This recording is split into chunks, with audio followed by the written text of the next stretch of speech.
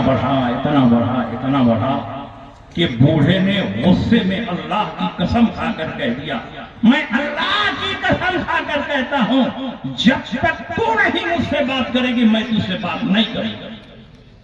اب عورت کو پیچھے رہتی، عورتیں تو 10 ہاتھ آگے ہی رہتی اور ان کی زبان بھی لمبی رہتی ہے، جو قسم انہوں نے کھائی وہی قسم عورت نے کھائی۔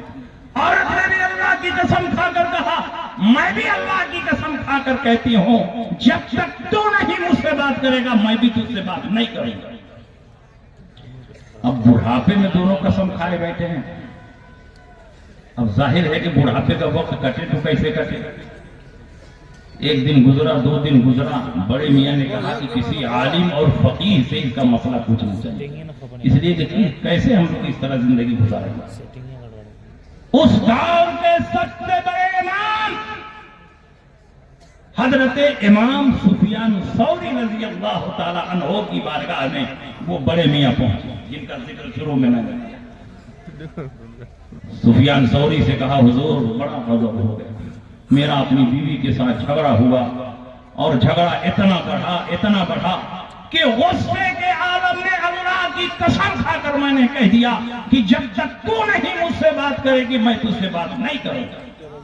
اب میرے قسم کھانے کے بعد میری بیوی نے بھی یہی قسم کھا، جب تک تو نہیں مجھ سے بات کرے گا میں بھی تجھ سے بات نہیں کروں گا۔ تو حضور اب کیا کریں، ہم لوگ ایک دوسرے کے بغیر نہیں رہ سکتے۔ تو امام سفیان ثوری رضی اللہ عنہ نے فرمایا کہ جاؤ اپنی بیوی سے بات کرو، اور جب بیوی سے بات کرو گے تو قسم ٹوٹ جائے گی، کیونکہ قسم تو یہ کھائے ہوگی جب تک تم نہیں بات کرو گی میں نہیں بات کروں گا۔ تو تم اپنی بیوی سے بات کرو، قسم ٹوٹے گی تو قسم کا کفارہ ادا کر دینا، 10 مسکین کو بھر پیٹ دوپہر میں اور شام کو کھلا دینا۔ وہ شخص آ رہا تھا، راستے میں سوچا کہ امام اعظم نوجوان ہیں، بڑا شہرہ ہے، بڑا چرچا ہے، اب فتویٰ پوچھنے والے 10 دارالفتہ میں گھستے ہیں، جب تک ان کے مطلب کا فتویٰ نہ آ جائے وہ مفتی بدلتے رہتے ہیں، یہاں وہاں یہاں وہاں یہاں۔ تو اس نے کہا امام اعظم کا بڑا چرچا ہے، چلے ذرا ان کو بھی دیکھ لیں۔ امام اعظم کی خدمت میں بوڑھے میاں گئے، کہا حضور بڑا غضب ہو گیا، میرا اپنی بیوی سے جھگڑا ہوا، غصے کے عالم میں نے اللہ کی قسم کھا کر یہ کہہ دیا جب تک تو نہیں مجھ سے بات کرے گی میں تجھ سے بات نہیں کروں گا۔ اور میرے قسم کھانے کے بعد میری بیوی نے بھی یہی قسم کھا لی، تو حضور اب کیا کریں؟ تو امام اعظم نے فرمایا کہ اپنی بیوی سے بات کرو اور قسم کا کفارہ دینے کی کوئی ضرورت نہیں۔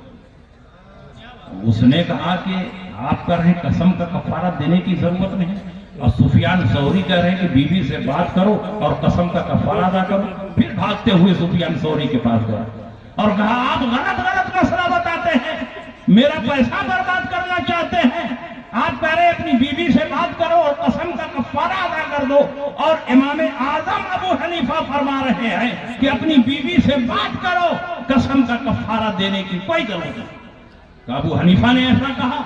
کہاں انہوں نے ایسا کہا؟ چلو میرے ساتھ۔ ہاتھ میں عصا لے کر بڑے جلال کے عالم، کیونکہ بہت معمر اور بہت پائے کے محدث اور امام تھے، امام اعظم کی خدمت میں گئے اور جاتے ہی برس پڑے، اے ابو حنیفہ تم لوگوں کو غلط مسئلہ بتاتے ہیں۔ امام اعظم ابو حنیفہ نے فرمایا حضور میں نے کیا غلط مسئلہ بتا دیا؟ کہا تم نے ابھی بڑے میاں کو کہا کہ اپنی بیوی سے بات کرو قسم کا کفارہ دینے کی کوئی ضرورت نہیں۔ تو امام اعظم ابو حنیفہ نے فرمایا کہ حضور میں چاہتا ہوں کہ یہ بڑے میاں پھر کھڑے ہو جائیں اور اپنا میٹر اور قصہ شروع سے بیان کریں، آپ بھی غور سے سنیں میں بھی غور سے سنوں، اور دیکھا جائے کہ کس کا جواب صحیح ہے، کیونکہ جب تک مفتی صحیح ڈھنگ سے سوال کو نہیں سمجھے گا اس کا جواب کبھی صحیح نہیں ہو سکتا۔ اس لیے میں ان سے گزارش کروں گا کہ کھڑے ہو جائیں، اپنا واقعہ بیان کریں۔ بڑے میاں کھڑے ہو گئے، کہا میرا اپنی بیوی کے ساتھ جھگڑا ہوا اور غصہ اتنا بڑھا، جھگڑا اتنا بڑھا کہ اللہ کی قسم کھا کر میں نے کہہ دیا جب تک تو نہیں مجھ سے بات کرے گی میں تجھ سے بات نہیں کروں گا۔ اور میرے قسم کھانے کے بعد میری بیوی نے بھی یہی قسم کھا کر کہا کہ جب تک تو نہیں مجھ سے بات کرے گا میں بھی تجھ سے بات نہیں کروں گی۔ امام اعظم نے کہا حضور آپ نے کچھ نوٹ کیا کہ نہیں نوٹ کیا؟ शौहर के कसम खाने के बाद बीवी कसम खा रही है और उसी शौहर से बात करते हुए कसम खा रही है, जब तक तू नहीं मुझसे बात करेगा मैं तुझसे बात नहीं करूंगी। तो बीवी की तरफ से तो बात करना पा लिया गया, अब शौहर अपनी बीवी से बात करेगा तो कसम नहीं टूटेगी, जब कसम नहीं टूटेगी तो कसम का कफारा क्यों देगा। नारे तकबीर, नारे रिसालत, मसलके आला हजरत खलीफे ताजुल शरिया। और इस दौर में उसी मसलके इमाम आजम अबू हनीफा की पहचान मसलके आला हजरत से हो रही है। आला हजरत इमाम अहमद रजा पूरी जिंदगी फिक्र हनफी की खिदमत करते रहे। 1,00,000 से ज्यादा फतावे आपने तहरीर फरमाए और 1,000 से ज्यादा किताबें आपने तस्नीफ फरमाई। कोई साबित नहीं कर सकता कि किसी भी मसले में इमाम आजम अबू हनीफा की मुखालफत की हो, बल्कि आला हजरत इमाम अहमद रजा ने एक किताब ही इस मौजू पर लिखी है कि फतवा मुतलकन कौले इमाम पर होगा। इतने सच्चे और पक्के हनफी है कि पूरी जिंदगी फिक़्ह हनफी पर कायम रहे और उसकी नशर इशाअत करते रहे। इसीलिए अपनों ने तो आला हजरत की तारीफ की, गैरों ने आला हजरत की खिदमत की ऐसी तारीफ की कि मौलवी अबुल हसन अली नदवी के बाप मौलाना अब्दुल हई नुज़हतुल खवातिर में लिखते हैं, फिक़्ह हनफी और उसकी जुज़ियात पर आगाही में इस सदी में मौलाना अहमद रजा की कोई नजीर मौजूद नहीं है।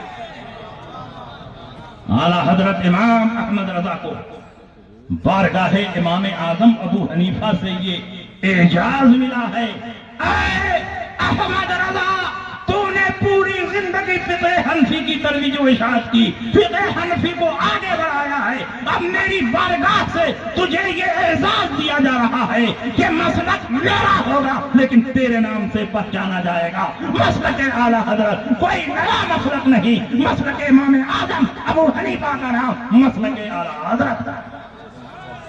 बस बातें बहुत हैं करने के लिए, इन्हीं बातों के साथ मैं रुखसत हो रहा हूं और शोरा हजरात आ रहे हैं बहुत दिलचस्पी के साथ। अब उनके कलाम को सुने। वाखिर दावाना अनिल हम्दुलिल्लाहि रब्बिल आलमीन। अस्सलाम वालेकुम।